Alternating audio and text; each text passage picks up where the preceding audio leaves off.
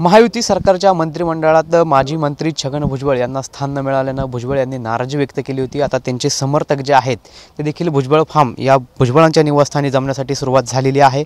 पण दृश्यांमध्ये बघितलं तर मोठ्या प्रमाणात त्यांचे समर्थक आता भुजबळ ज्या ठिकाणी आहेत त्या ठिकाणी जमण्यास सुरुवात झालेली आहे। आपल्यासोबत समता परिषदेचे नेते आहेत। अण्णा, काय सांगाल? खरं तर भुजबळ साहेबांना यंदाच्या मंत्रिमंडळात स्थान मिळालं, त्यामुळे त्यांनी देखील नाराजी व्यक्त केलेली आहे। आता आपण समता परिषद असेल किंवा ओबीसी कार्यकर्ते असतील सर्व या ठिकाणी जमायला सुरुवात झाली, काय आपली भावना?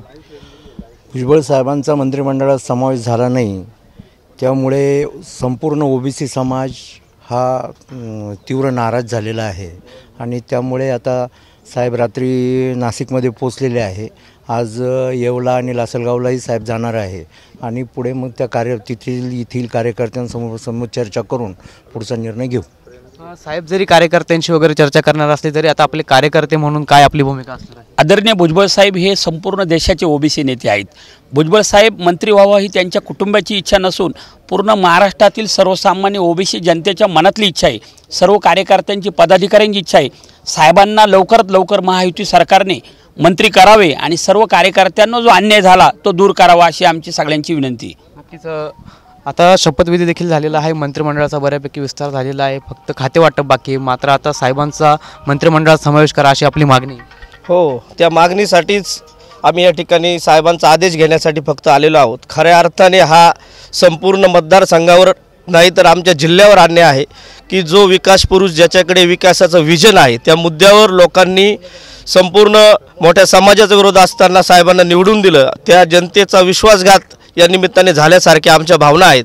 आदरणीय साहेब आता जो आदेश देतील तो आम्हाला मान्य राहील, अन्यथा साहेबांच्यासाठी आम्ही सर्व राष्ट्रवादी युवक काँग्रेस पक्ष आमचा सगळा जिल्हा या ठिकाणी राजीनामा देणार आहे। नक्कीच अण्णा, साहेब उद्या मेळावा घेणार आहेत, त्या मेळाव्यातनं काय नेमकं आपली भूमिका जाहीर करू शकतात, काय वाटतं आपल्याला? उद्या मेळावा नाही आहे, महाराष्ट्र राज्याची समता परिषदेची प्रमुख कार्यकर्त्यांची बैठक आहे आणि साहेब कार्यकर्त्यांसमोर चर्चा करणार आहे आणि मग त्यानंतर जो काय निर्णय होईल तो साहेब नंतर सांगतील। नक्कीच आपल्यासोबत हे सर्व ओबीसी कार्यकर्ते आणि समता परिषदेचे कार्यकर्ते त्याचबरोबर राष्ट्रवादीचे देखील कार्यकर्ते होते आणि त्यांनी आपल्या भावना ज्या आहेत त्या या ठिकाणी व्यक्त केलेल्या आहेत।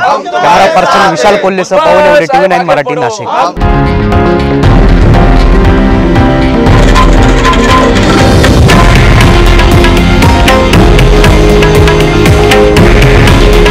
हे आहे देशातील नंबर 1 न्यूज नेटवर्क आणि आपण पाहत आहात TV9 मराठी।